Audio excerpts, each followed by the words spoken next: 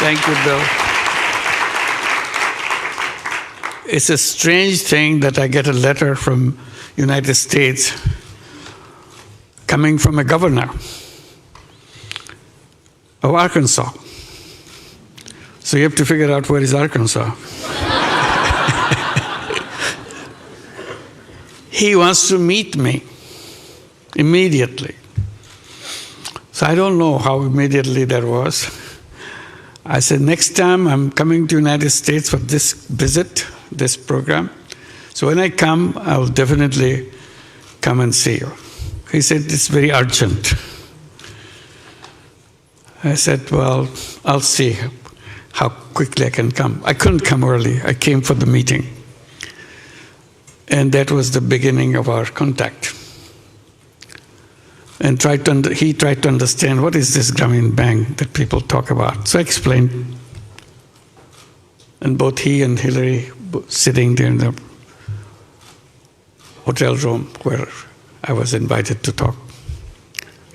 And after listening, we need it. He says, we need it. How quickly we can get it in Arkansas. So that was the beginning of the whole story. So I visited in the same trip, Arkansas. He organized everything to go look at. It's amazing scene that I've seen in the rural areas of Arkansas. People sitting around, shops closed down because the economy was in a total disaster. So the people who were accompanying me to show me around, can they do something? I said, of course, they are the one who will do something. They couldn't believe that these people can do something. So that was the beginning. Bill said, yes, we are going to do that. I explained how this works. And the Grameen program was set up. Hillary was put in charge. He was the governor and want to get it done. And this is the beginning of it. But I didn't realize what he is doing is so important to him. I found out when he was running for president. He was a governor. Now he wants to be president. He said, you must be present when I announce my presidentship, declare as a candidate. I didn't understand why he wants me to be president. I declared it. He said, one of the points he made in the speech, if I'm elected president, I will have Grameen program in every inner city of the United States. You thought people would be happy? Next day he got a coverage saying that he's a crazy guy. He brings someone from Bangladesh to tell the Americans what to do. How crazy can you get? He didn't give up. He explained again and again why it's important. He never stopped saying how important it is to help people transform themselves with a touch of few dollars. And that was the beginning that continued when he became president. He wanted to do it. And that's the signing of the bill he mentions. And then Hillary came to Bangladesh along with Chelsea. I saw Chelsea here. Both of them came to Bangladesh, spent 4 days with us, wearing Grameen check, which is a rural handloom weaver, make the very simple clothing like this. And all 4 days they were wearing clothes which is made by the weavers in the villages and designed by a local young person. And everybody said, what's she wearing this? How did you do that? Who designed it? So I was not prepared to answer all those questions. I don't know why they asked. But they were so curious that the First Lady of the United States wearing this dress made from a very simple fabric done by the rural weavers. So tremendous respect that it showed to people who just do things with their own fingers, with their own hands, and for tradition of long, many years. And then Bill Clinton comes after this visit, and first thing he said, I couldn't take it anymore in our breakfast table. All they talk about is Bangladesh, Bangladesh, Bangladesh. So I don't know what they're talking about. So I said, now I go there, and I'll be talking Bangladesh, so that it becomes even. So that's the kind of intensity he felt about the people who need the support and so on. And that didn't disappear in Arkansas. When he became president, it slowed down, but it appeared in Chicago. Became a program in Chicago. And now it came in a big way, Grameen America. Grameen America started right here in New York City, in Jackson Heights. It's a tiny little program. And then it started spreading. Now Grameen America has 35 branches all over the United States. Every major city has a Grameen Bank branch. And today, nearly 200,000 borrowers, all 100% women in all these inner cities, which use his dream, and take $1.5 billion a year. We reached at the level, now we lend out $1.5 billion a year with perfect repayment record. No collateral, nothing.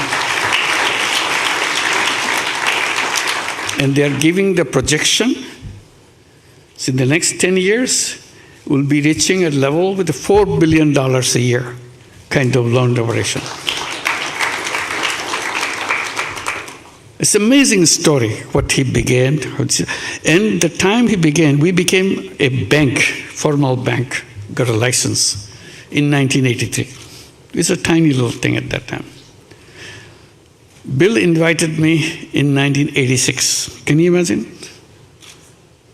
So his radar is catching signals where it's this tiny little thing. You still don't know what it will be like. But he wanted it to be in Arkansas. So that relationship between me and Bill and the family goes a long way, inspiring me to do things. And it continued that way. I was a regular participant of CGI ever since it began. But then got disconnected. I'm very happy to be back here. It's wonderful. You've heard a lot of stories about Bill Clinton, but probably many people don't know the story that I know. And I saw him very close range, what he is all about. And I'm so proud to be his friend and Hillary's friend and Chelsea's friend. It's a wonderful relationship for a cause. And he never for a moment paused over the validity of this concept and continued even today. Wherever he goes, he tells the story. And he never forgets what is happening to me and to our work. And thank you very much, Bill, for the wonderful friend that you have been. Thank you. Thank you very much.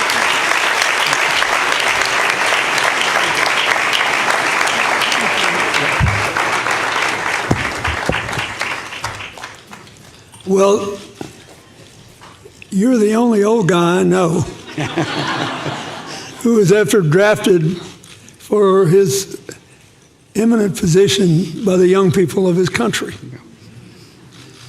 And that's because he has succeeded in doing what we all must do. We all have to stay in the future business. Yeah, absolutely. And he is a walking testament to its riches. I'm very, very proud of you, very grateful for you. And I think all of us should wish Bangladesh well and do what we can to support them. Somebody has to fund the first loans, then the rest get repaid. Thank you. Thank you, and God bless you. Thank you. Let me just add a little bit on the Bangladesh situation now. It's quickly. Because these are the young people that I've always been talking about, that the young people are the ones who should be leading the way, because old are kind of getting old-fashioned. So how to make things in the eyes of the young people and create the new life, create the new world for themselves. While I'm speaking on that theme, I didn't realize what will happen in Bangladesh. Suddenly all the young people of Bangladesh got together and said, enough is enough. We are not going to tolerate it anymore. And they didn't. They sacrificed themselves in front of the bullets fired by Bangladeshi government and sacrificed their lives. I just saw some video going on. So they just stood there, saying, how many of us you can kill? We are here, kill us. But we are going to change the world, change Bangladesh. And that is the promise they made, that they want to create a new Bangladesh, Bangladesh next version, with the youth version. So this is the commitment they made and invited me after the previous government left the country. So invited me to head the country. This is what I'm doing, trying to implement what the dreams of the young people had promised to the nation, how it can be done. The whole nation, they mobilized the whole nation together. It's not just the young people. Every single person in Bangladesh support this cause. And I'm very happy at the support in the people of the United States to make that happen. And the sky's the limit. They want to make this Bangladesh called New Bangladesh. They said we put the reset button, old is gone. So now you build a new Bangladesh on top of it. The images of our dreams. And this is the Bangladesh of the dreams they will make. Some of the leaders of the student movement are here, I guess. Yeah, will you see it? Can you stand up? Can you stand up? Yeah.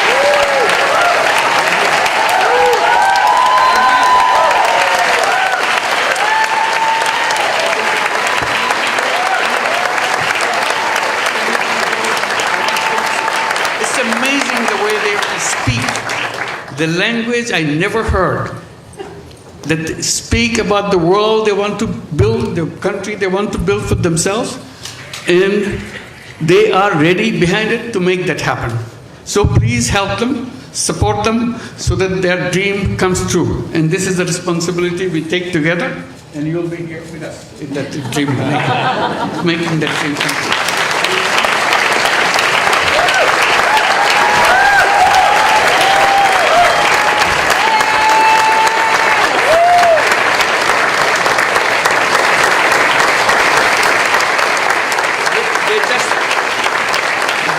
Look like any other young person, you will not recognize her.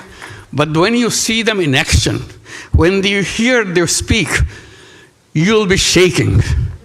They shook the whole country by their speeches, by their dedication, their commitment. They said, you can kill us anytime you want, but we are not giving up. And he is known as to be the brain behind the whole revolution. So he denies it repeatedly. He said, not me, many others. But that's how he's recognized, that he's the brain behind the whole thing. It's amazing, meticulously designed thing. It's not just suddenly came, it's not like that. Very well designed. Even the leadership pattern, people don't know who the leader is. So you can't catch one and say, okay, it's over. It's not over. So it's completely diverse. When they speak, the language is something it inspires any young person anywhere, any person anywhere in the world. These are the guys. Let's give them a big applause. So this is the Bangladesh. They are the one creating the new version of Bangladesh. Let's wish them a success. Thank you very much.